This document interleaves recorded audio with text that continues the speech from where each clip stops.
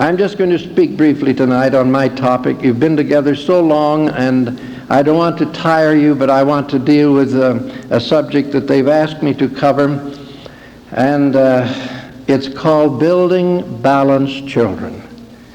And building children tends to unbalance parents. So the problem is to first kind of get hold of the whole thing. And if you want to build balanced children, it is not easy. It's a real challenge and a task. In fact, probably the most ingenious thing about my book called So You Want to Raise a Boy is that it will disclose that your children are normal.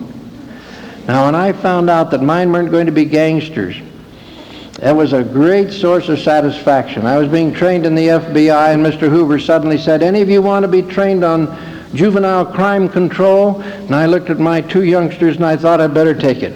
And so I took the training from the Yale Institute of Child Development, and I want to tell you that was a great source of satisfaction to come home and say to my wife, "They're normal. This is par for the course. There is a good possibility it will work out all right." Well, you know, we started out our family under adverse circumstances, just as many of you had to do. It was the middle of World War II. It was the beginning of World War II. And we had to live under World War conditions, and I was in the FBI. We're moving around fast. I was out on the field.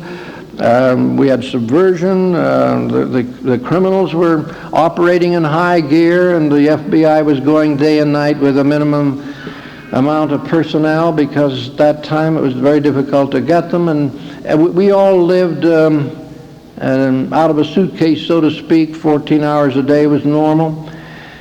That's when our family started. And we had one little fellow come along, 1940.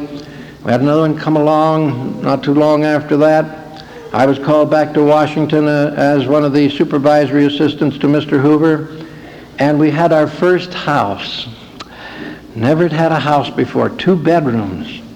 And we started out, it was pretty nice in the beginning. We had some Lifetime furniture. We've had many sets of Lifetime furniture in our house. And in the boys' room, the boys both slept in bunk beds, and we had a map of the United States. And on linoleum, you know. We had nice curtains. We had lovely pictures on the walls. I mean, it was a nice boy's room. It was decorated attractively, like my wife can do. My mother came to see us. She had raised 8 children, and she stayed 2 weeks. She watched what was happening. She was a wise mother. She made no suggestions, but she observed what was happening. If you went into the boys' room, by the time she got there, Maine and Massachusetts was missing. One of the curtains had been put up so many times the rod wouldn't hold it anymore, and so it was just sagging. One of the blinds had been kind of ripped across this way. There's a big hole in the wall where a Christmas hammer had been used to test its tensile strength. If you look carefully under one of the bunk beds, there'd been a fire.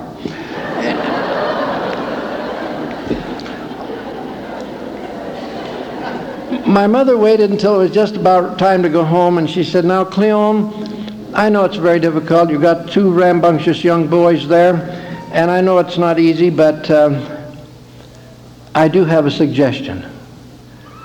I said, "Mother, anything."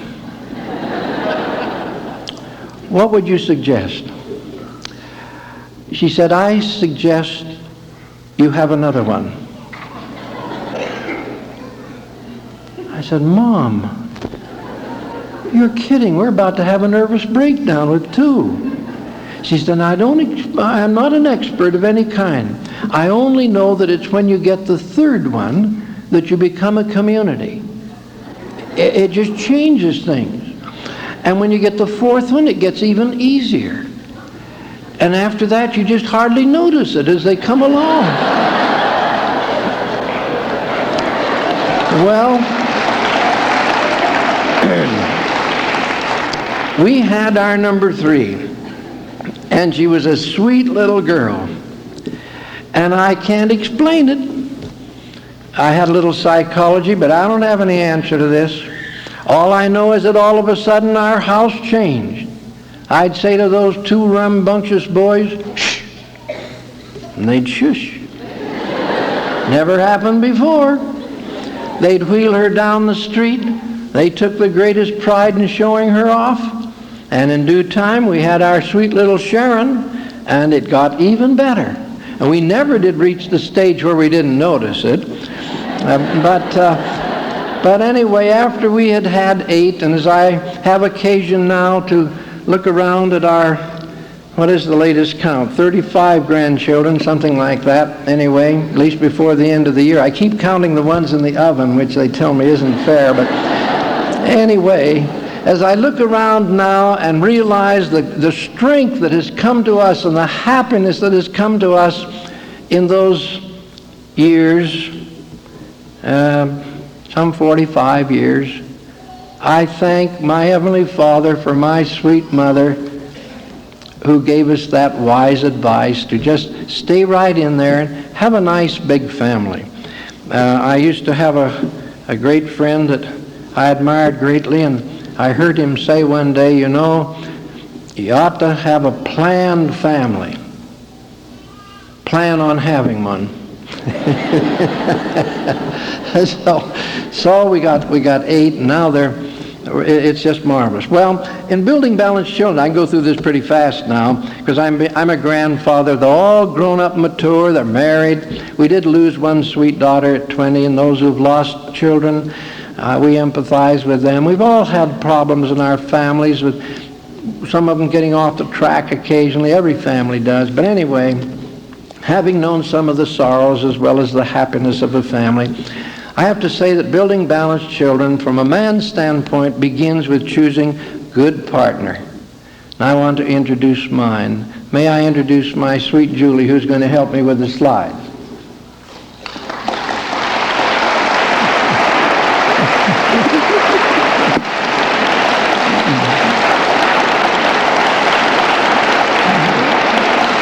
I don't know what I ever could have done without this sweetheart by my side. And she has put up with my travels and my writing and a multitude of unmentionables in order that we could get all of this work done, and patiently endured through the years. Now, she's going to help me with a couple of slides here now as I talk about building balanced children. I'm going to move through it rapidly so it won't tire you. And these are the highlights of what I put in the book called So You Want to Raise a Boy. It was published by Doubleday about 20 years ago, and it just amazes me. They told us not so long ago that it was their bestseller in that particular field, but it's just gone along year after year. It's got a lot of old-fashioned ideas in it. They're so old-fashioned that Adam and Eve used them. They're out that old-fashioned. Now we'll go to our slides. Now, whenever we talk about the family, we usually think about the ideal family, the very happy family. See, there they are. All right, now we all get used to that. But actually, building balanced children is more like the next slide, and the genius of I guess, parental training is getting used to it. You know, I saw that in a magazine, and I traced the photographer all over the United States trying to get him, because that was right at that's where I was at the time when I first started putting together all of the material for So You Want to Raise a Boy. And when you've been working 14 hours a day and you do this, you realize what it takes. Well, I want to say now just a little bit about the excitement of a new life. And I just have to go over the highlights.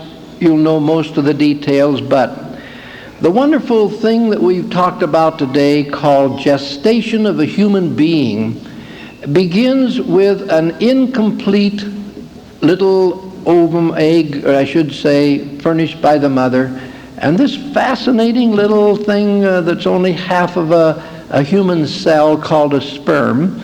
And the two of them come together in the fallopian tube, not in the womb, but in the fallopian tube. And when those little creatures come together, they immediately go into a mad exchange to form a complete entity. And all of those little chromosomes, see, there's only, each one has half. They've got to make a whole human being.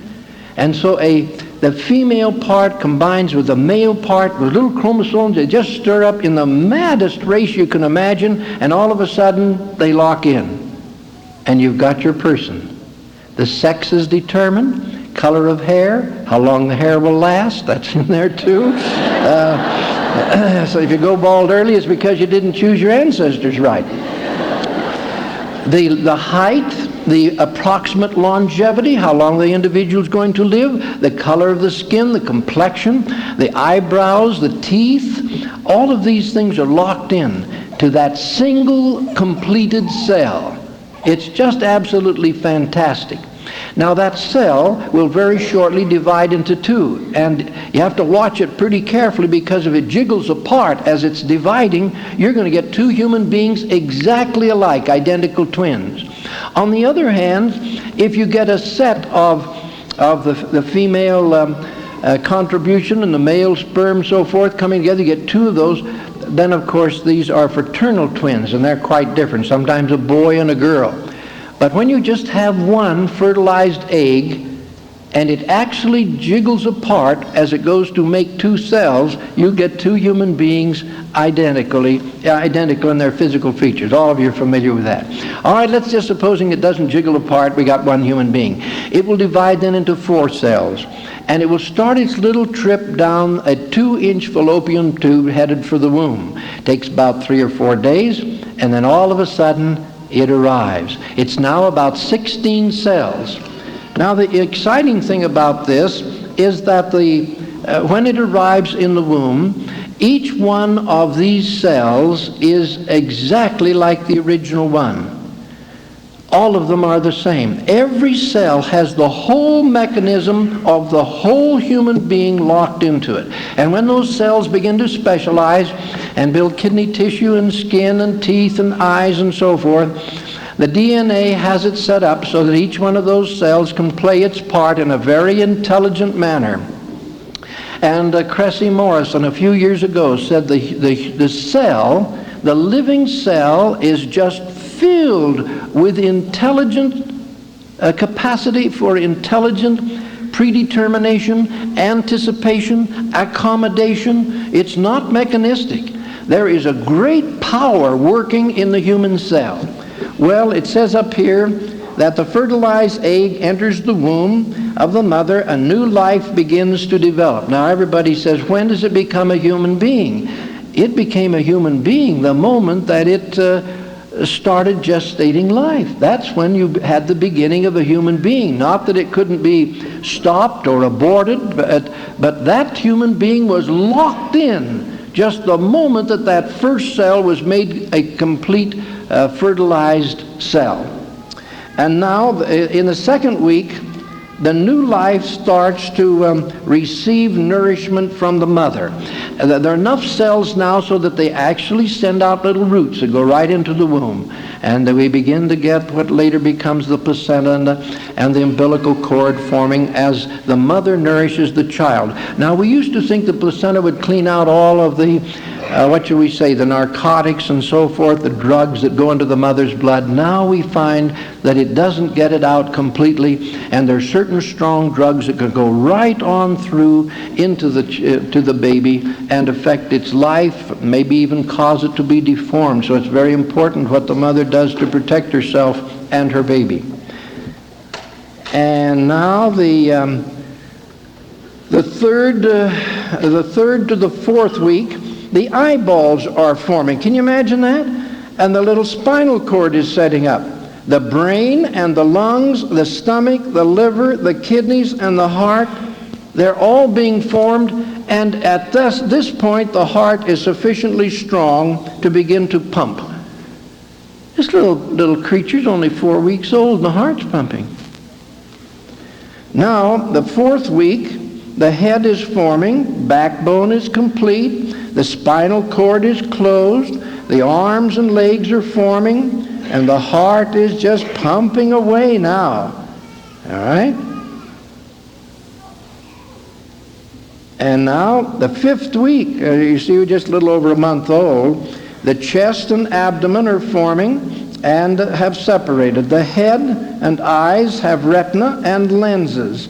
The ears are forming. The arms and legs with fingers and toes are forming. And in the 6th to the 8th week, all organic parts are present. All organs are present. The head is complete. The face, mouth, and tongue have been formed. The brain is complete in form. It will be added to for the rest of his life up to 24, but the parts are there.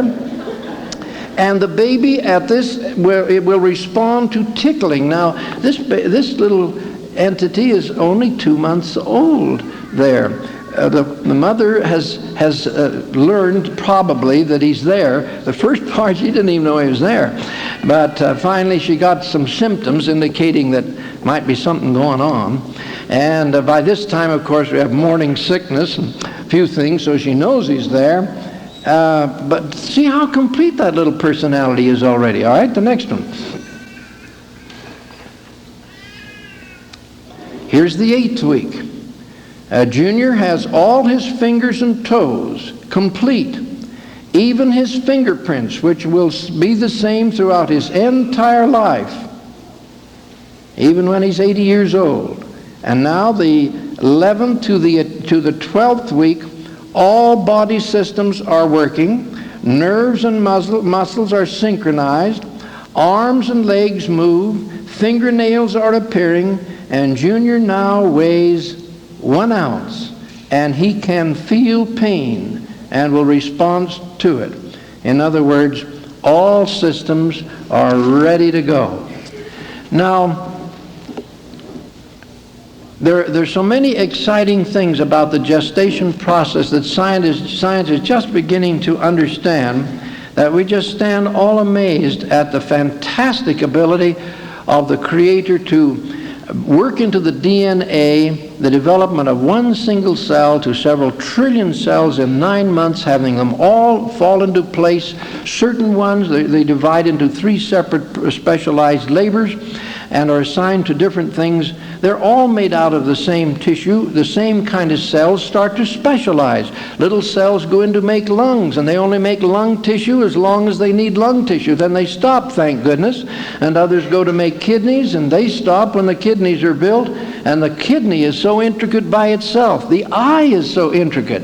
And when those first little buds start moving out of that little tiny entity of the fetus, and they're just little buds that kind of bulge out. And they bulge out more and more, and then they begin to form, and then little nerve tissues go down along with the blood cells. Now you just consider the human, there's the miracle of God. You take that arm and all the intricate arrangement that occurs in the forming of that body. A baby is a miracle. God's greatest miracle is a human being. And they argue about when does life begin. Life began when those 2 little half cells came together and locked in to make a human being. That's when life began. It's very simple. All right, now the next one. You see, at this point, the mother knows that he's there, and Junior doesn't know it, but his mother has gone to see the doctor in about half of the babies that are in process of being born. And Junior has the misfortune to have a mother who doesn't want him. So she's gone to the doctor to see how she can get rid of him. And that's what they're talking about. How will they get rid of him? Now, there are only 4 ways to get rid of him.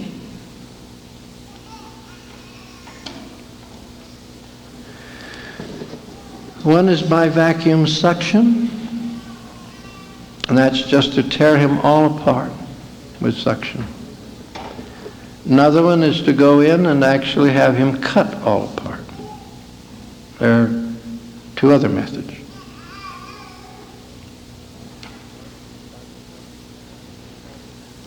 One is by the surgical method of having a cesarean operation and having him removed alive, and he must thereafter be destroyed, either by drowning or by some other method. He will come out alive. The other one is to just burn him to death. And that's used the salt method. Just burn him to death. There aren't any other ways to destroy a baby,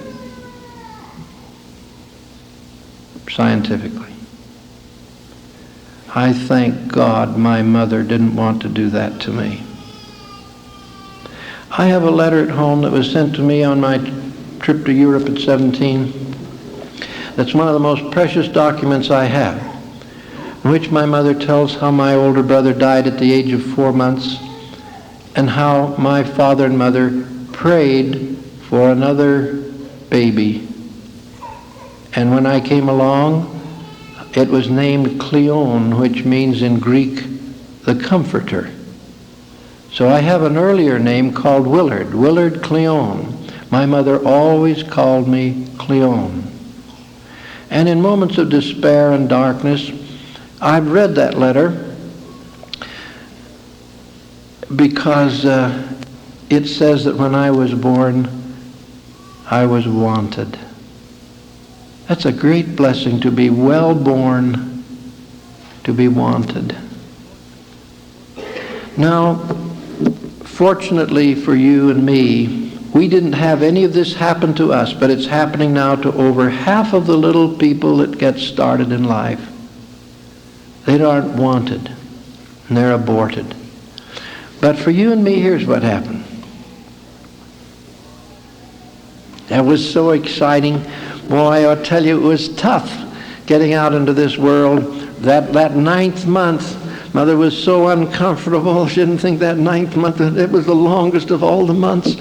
And she kept waiting and waiting, got to wait until about the 267th day, give or take 10. And meanwhile, the little fellow's in there. He's breathing. Everything's working. He's breathing. He's swallowing the fluid, of course, not breathing air. He's breathing the fluid that's there. Little kidneys and intestines, they're all working, but in latent operation, but they're all ready to go. And he hiccups and he sneezes and so forth, and he's about ready. And then at due time he comes. Now, when we had our children, they didn't let fathers help. They'd wheel your wife away, and gee, you never did know what was going to happen, and you're in there praying and hoping and sweating, and then there's a big sign that says we haven't lost a father yet, and you take a little comfort from that. And I'll tell you, when I was allowed to come in and see my sweet wife, and it was obvious that it had not been easy. That first baby coming had been kind of a travail, but oh, what a joy to see that little boy. My wife was all right, baby was all right, and that was the first of our 8. Now, you've all done this, and this is the beginning of building balanced children. It's having children you love and welcome and want. Now, at the beginning, it's kind of exciting because you have to learn how to do everything, and some assign most of it to the wife, and so forth. We kind of divided it up. I wrote my first book at 2 a.m. feedings. We had milk bottle babies, and I couldn't see getting up at 2 o'clock in the morning and, come on, wake up. So I'd read. Well, I got a couple of good hours of studying sometimes, and research. Anyway, it was kind of exciting, especially after you get past that early colic stage and you learn how to, we used to have to put pins in. Boy, I tell you, that's a delicate operation. You're always afraid you're going to pick up some pink hide. But anyway, you finally get, so you're pretty good at it. And a lot of other things. It changes your life. I thought I'd die if people woke me up in the middle of the night like that. I'd be blah the next day. But man, I got used to that. That was routine. You sleep with one eye open, 1 foot out of bed. Kind of get used to it. And then they begin to become little personalities. That's so much fun. It's kind of like playing house for real. And you have that first stage when they're just kind of they beginning to smile a little bit, and they do all the things they're supposed to do. They burp when they're supposed to do, and everything comes naturally. And then they begin to become people, little personalities. And that's kind of exciting to be welcomed into a home. All right, now we go into this next stage. That first, that's the little chubby cherub stage. You know, the first they start around on all three points, scooting around the house. Pretty soon they get up so they can stand up and they kind of go get around. And everything has to be explored. I mean, doilies and ceramics and all those things are to be pulled down. You knew that, and they're to be tested for strength. All the drawers have to be emptied regularly. Table cloths have to come off. I want to tell you, it changes your lifestyle. At least it did ours. Now, we were going to have ideal children. It was just a question, you know, of training them properly. They weren't going to be like the neighbor kids. And so we were going to keep all of our nice books down on the lower level. There were low bookcases. That was very popular then. My wife had all of her wedding presents, ceramics and everything. We had those all spread around. It was just so nice and wonderful to have a honeymoon home. And then this little fellow come along, and finally we let him out of the playpen, and we'd instruct him, you know, don't touch that. No. Break. And, you know, you have a beautiful vase on the postern table. And a vase is what you pay. We paid $11.98 for it. That's what makes it a vase. And so you say to Junior, don't touch, break, Mama spank. And you watch him. It's kind of exciting. He'll talk to himself. He'll walk around, touch, spank. And you feel so satisfied. I mean, it's just a question of reaching their little minds. And then the mother will go in and start washing the dishes, and all of a sudden, crash. You go in there, he's sitting there among all the broken pieces of your $11.98 vase, and he looks up at you as though to say, you're right, it broke. Now, you can do several things. One of them is to be very cross with him, etc. Another one is to go buy another vase. Most of us go out and buy a vase. 69 cents. That's the second step. Later on, after you've had some of the best of your books with torn pages, doilies and wedding presents, all kind of mutilated, etc., you learn how to make a house for babies so they can enjoy it. You stop worrying about the lifetime furniture that they've worn out.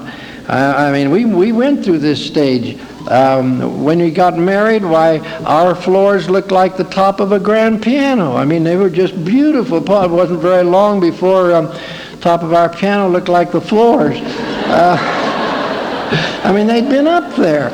And if you'd have come to see us after we had about 4 children, I want to tell you, below shoulder level, it was like the Sahara Desert. Anyway, you just learn to make the kind of a house that isn't a temptation to little people to get hurt in. Now, this is an age that everybody has to be prepared for, because it comes at about 2.5. The chubby cherub stage goes over into the 1-year-old stage. Children are just a delight to have during that period. They love everybody. The other children, they punch and poke. You got to be careful of that. They think there's something to play with like dolls. But other than that, they're pretty affectionate and wonderful. And then they reach what we call the age of no reason. Doesn't mean that they don't have a mind. It just means it isn't available to parents. They know what they want, and they're learning a certain amount of independence, and they show it. All right, then you come into another stage which is much more pleasant. There's a kind of a plateau at 3. It's very encouraged to mothers as they say, well, I guess he won't be like his father after all. She's so hopeful and so forth, and she needs to enjoy it. It only lasts a few months. And then he goes over into the me stage, and that is dynamite. Boy, he is, especially if you've got visitors. I want to tell you, he's something on wheels. And he shows off, and he will disgrace you. He beats on the piano, and your son, quiet down, going, yeah, and he races around. He knows he's got you over a barrel. I mean, you're not going to do anything to him, at least until the company goes. And it's called the me stage. All right, and the next one. This is a lovely stage. This is 5-year-old, and it's kind of a passive plateau. Wonderful little fellows. It's a good time to put them in kindergarten so they don't disgrace the family. It's a good time when they're sort of mild and easy to get along with. And then you get over into 6. Now 6 is a frustrating year because the boy is neither boy nor baby. He's right in between. And he's around his mother all the time. He wants to build a train right by the sink.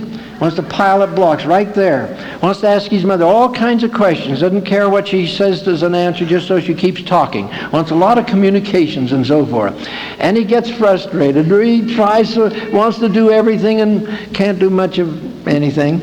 Anyway, 6 is full of tricks, we call it. And you know, then it goes into a subliminal stage, which is 7, and we say 7 reaches toward heaven. You'd be amazed what suddenly happens to them at 7. They want to know about babies and life and heaven. Tell me about Heavenly Father. They want to hear all these beautiful stories. They want to learn about music. It's a very good time to start music. Frequently, it doesn't last long, but I mean, it's a good idea to get them started.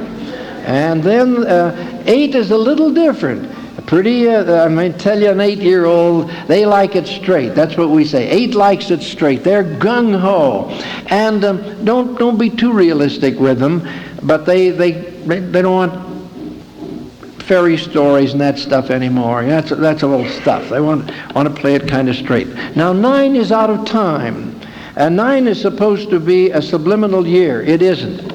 I want to tell you, a 9-year-old is a real challenge. They lie, they cheat, they shoplift, and they tease. They're the worst teasers in the world, and they're smart about teasing.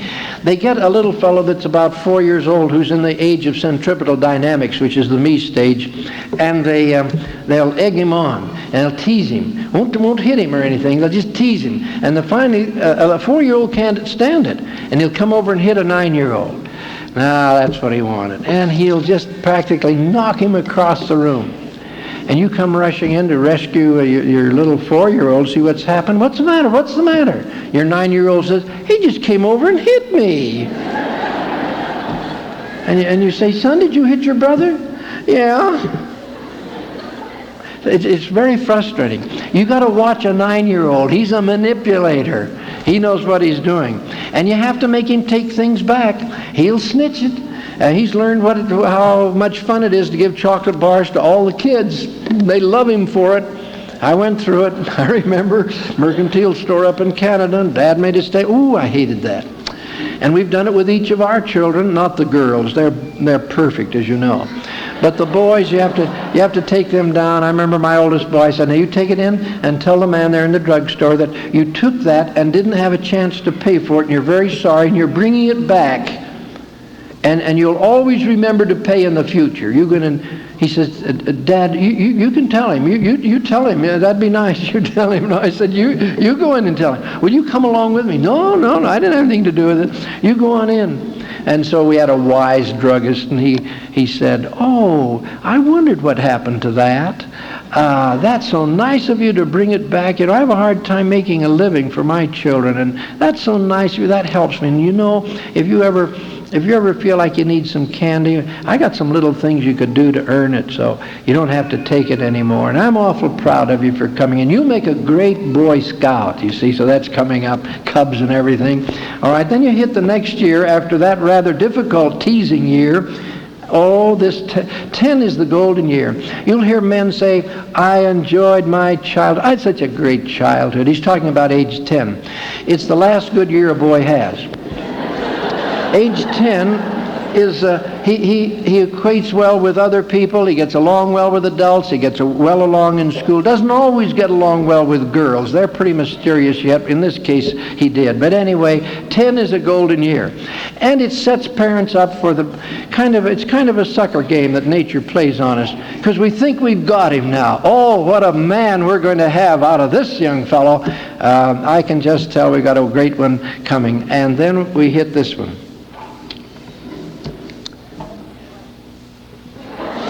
Now that's age 11, and that's the age of anarchy. And it's the first time you've had outright anarchy. You've had tantrums before, and you've had rebellion before. You've never had outright anarchy, where nothing will reach him. Reason won't reach him. Punishment won't reach him. You just got outright anarchy.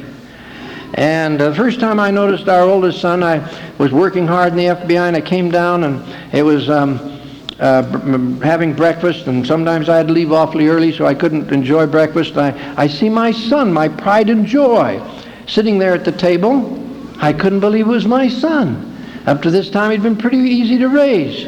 And he's scooping. Got his mush spoon. I said, son, sit up. You know better than that. Sit up. Then I looked at him, took another look at him. Shoes aren't tied. His jacket's on the wrong button. His hair's all disheveled. I've told my boys, take care of your hair while you have it. And so I went out and went into his room, prepared to go to school. I said, honey, what's the matter with him? Oh, she said, this has been going on for several weeks now. Watch when he comes out. So he comes out, starts to the door, and she said, son, did you forget your lunch? Oh, yeah. Went over and got it. Went to the door, she said, son, did you forget your books? Oh, yeah. They went over and got his books. We had a zombie on our hands.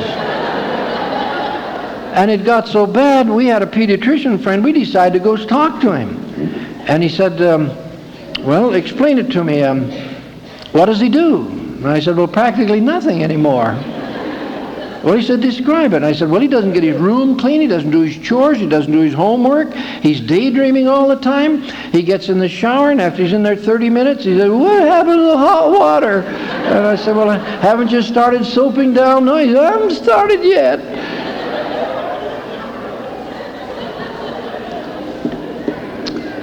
Well, he said, the doctor said, you know, I think it took. I thought for $25 I was took. I said, what took? Well, all the things you've been teaching him. Well, I said, it doesn't show. Yes, he says it does show.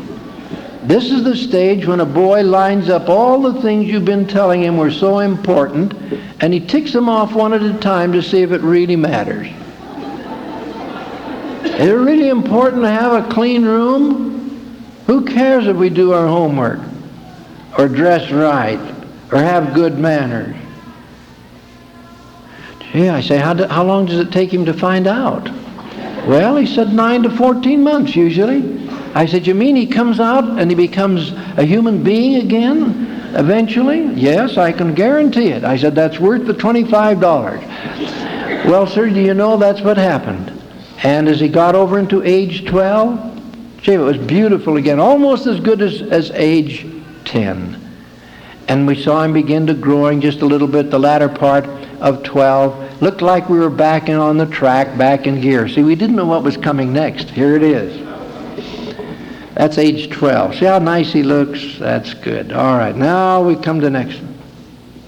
Now that's the age of the silent rebel. Now you wouldn't know it. He's doing well in school. He's doing better than usual in school. It's a good school year for young people. What you don't know is he's talking to himself. And he's saying, I don't see why I have to.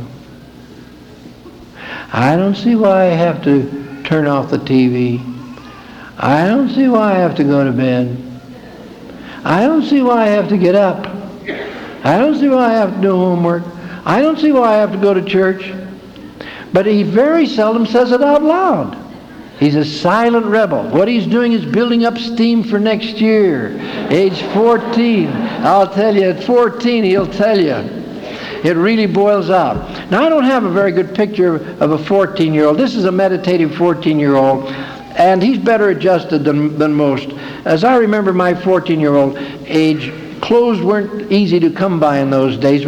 And my arms stuck out too far, my feet stuck up too far at the bottom. I look in the mirror and my face doesn't fit my body. And I got some acne and some fuzz. You'd be surprised how much time 14-year-olds spend in front of a mirror. I don't think I'm going to make it.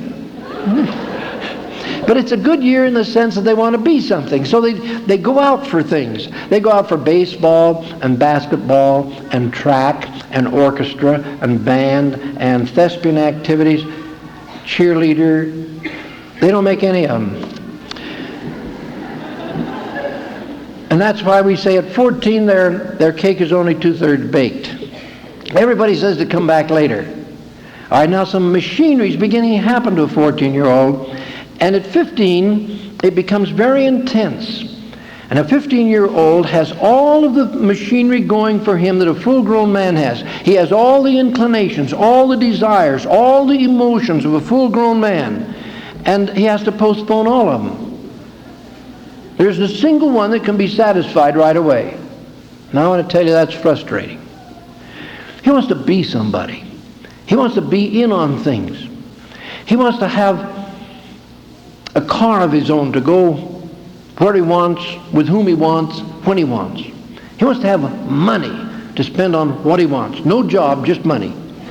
He wants to have privacy, like to have a private kitchen, private refrigerator full of food, private TV, private bedroom, private bathroom. If the whole family moved out, he'd be delighted.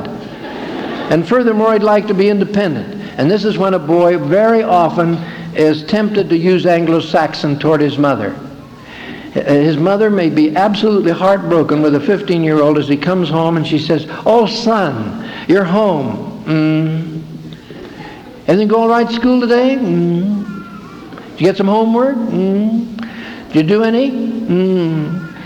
Where are you going? Out."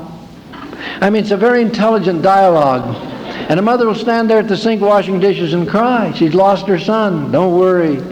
Mother Nature will bring him home. Providence has it all built into him. And on a Mother's Day when he's 23 or 24, 25, even maybe when he gets children of his own, he's going to sit there and cry about his mother. All she has to do is just be patient. He'll come back. This is a time when a father needs to be paying attention. Should have started with anarchy at 11, but especially at anarchy at 15. This is the worst year most teenagers have. And if yours doesn't have a bad 15 year, it means that he's well adjusted and you're doing pretty good with him, because this is a real testy year. And this is when most boys get in the most trouble, either criminally, socially, otherwise. Anyway, we keep telling him it'll be better next year. Next year it'll be better, only it isn't. He has to be about 16 and a half before it gets better. And then it gets better because they're girls. It's so wonderful. That's 15. He may have had a Romeo and Juliet experience at 14 and 15, but very often for most boys, he just wasn't much. When he looked in the mirror, he could see why the girls didn't pay much attention. But he's pretty good looking as he gets over into 16 and a half. And something happens to him psychologically. He starts taking himself for granted. He isn't any different than he was before, except he starts feeling cool about life, as Eldridge Cleaver would say. And he starts feeling a little more cool. And you can tell the difference between a 16-and-a-half-year-old and a 15-year-old by watching him play basketball. You watch a 15-year-old play basketball? Boy, they play it. Missed it. Oh, no. That's why a 15-year-old play basketball. You watch them. Watch a 16-and-a-half-year-old play basketball. Hi, Joe. I made it. That 16-and-a-half-year-old. It's just a different attitude toward life. And the great thrill of a 16-year-old is walking down the hall at school and having one of those beautiful early blooming girls. Girls do bloom at different times. But to have one of the early bloomers say, "Hello, Joe." I want to tell you, that makes the day. That just sends you you can live on that for almost the rest of the week. "Hello, Joe." You just tell him, and you've made it. You're looking in there, shaving regularly now, once a week. And the hairline done. Well, let's get this boy raised. I got to move now. All right, now the next one. She's looking pretty good now. 17 to 18, he's going to graduate from high school, and we kind of think we've got him built. I'll tell you, he's good looking. He's about 9/10 grown now. Brain isn't all there. That won't be all there till about age 24, and that takes us over into the next age, which is I'll tell you, that 18-year-old, we call this the gentleman bronco. I mean, he looks like he could fly a jet. I mean, he can do practically anything. He's got a vocabulary, absolutely chokes his parents, boggles their minds. Can't believe this is their boy. Sits there and talks about the world and the universe and politics. What a boy. Wonderful. We call him the gentleman bronco because you get him out late at night with his dad's brand new car, and he doesn't have quite the judgment to go with all this good looks. He starts out all right until his buddy says, "Hey, Joey, how fast this bucket of bolts go anyway?" And you say, "Well, I don't know. You mean you've never had her opened up?" "Well, not me. No, sir. I won't be able to drive. Dad says I got to be careful. I'm careful." "I know you are. I know, but you got to know how fast it'll go." And what's that 120 on the speedometer? That just propaganda? And no, it's got 400 horses under the hood. It'll go.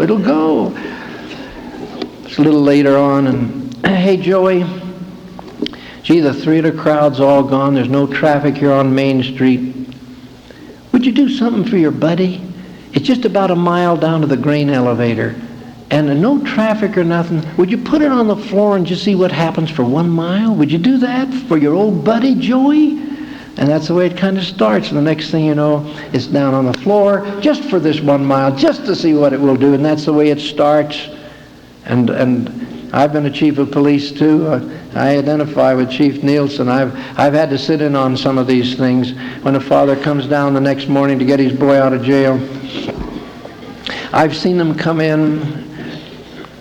They don't cry until they see their father all bandaged up and so forth. Boy says,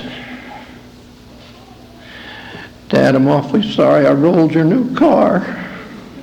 You can take it out of my allowance."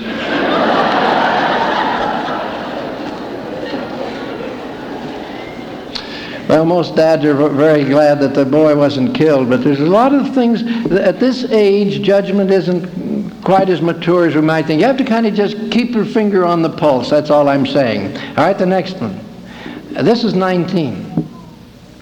We call this romantic and reckless. And every fellow ought to know about it.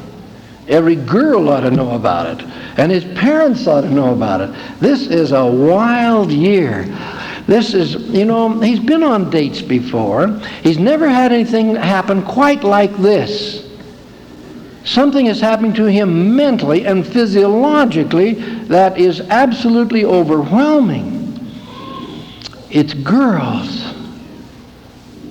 Morning, noon, and night. Girls. It's overwhelming. And a boy is out of control. He's dangerous at this age. And he needs to know it. Mom and Dad need to know it. And the girls he's with need to know it, because they can be very helpful to him to get him across. It'll be a lot better next year, and the next year it gets a little better than that. But at 19, it's strictly bronco. It's romantic and reckless. But now we've almost got him raised.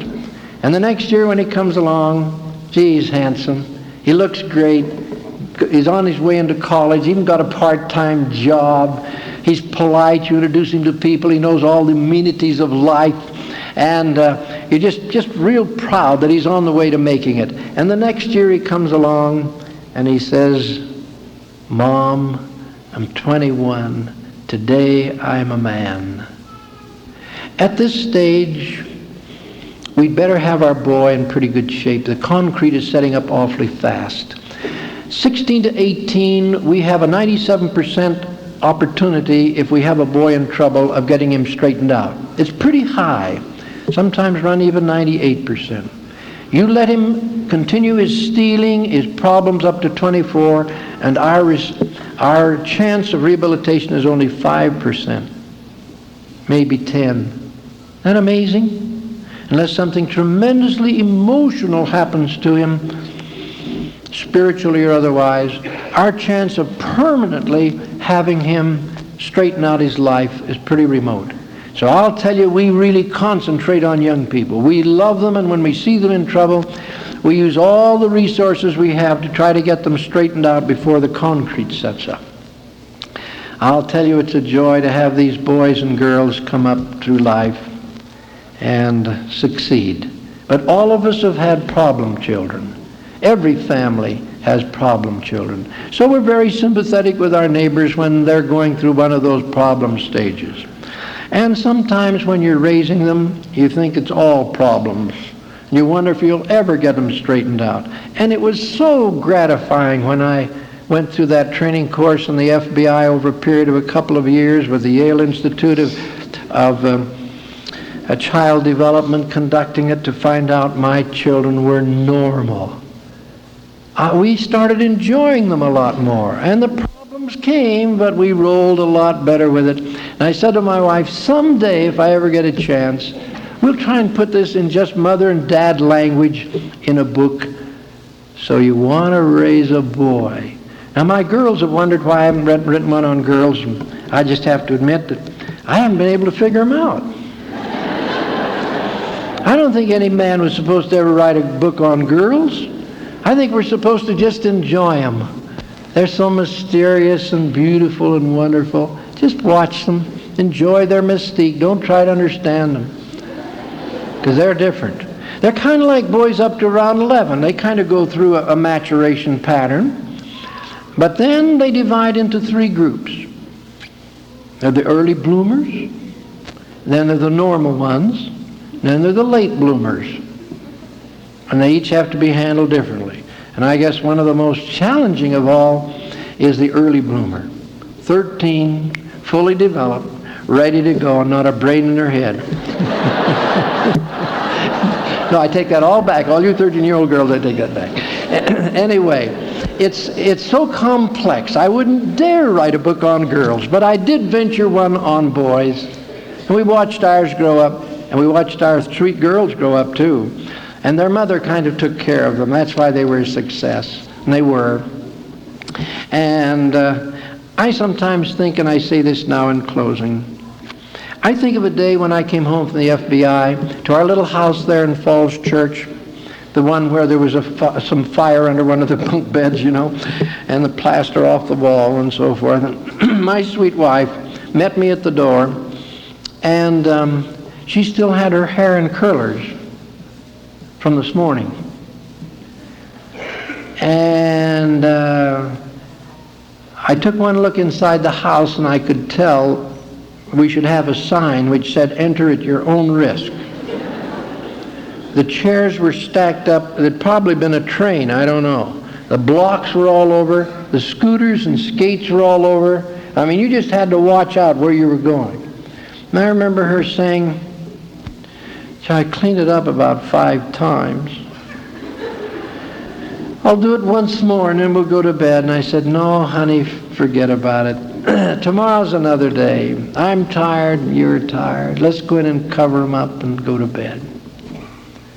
So I went in, there they are in their little bunk beds. There's nothing quite as angelic as a sleeping child. And you look down at them one at a time. Little perspiration on the brow.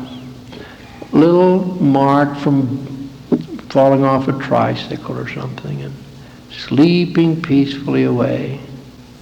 You look down and you say, that's my boy. Or that's my little sweet girl. And as you walk back down the hall with your arm around each other, there comes to mind something I like to remember, and I close my remarks with it. With all the struggle and all the strain, taking the time to build them into great men is worthwhile. Because in the final analysis, it's better to build men than mend them. Thank you very much.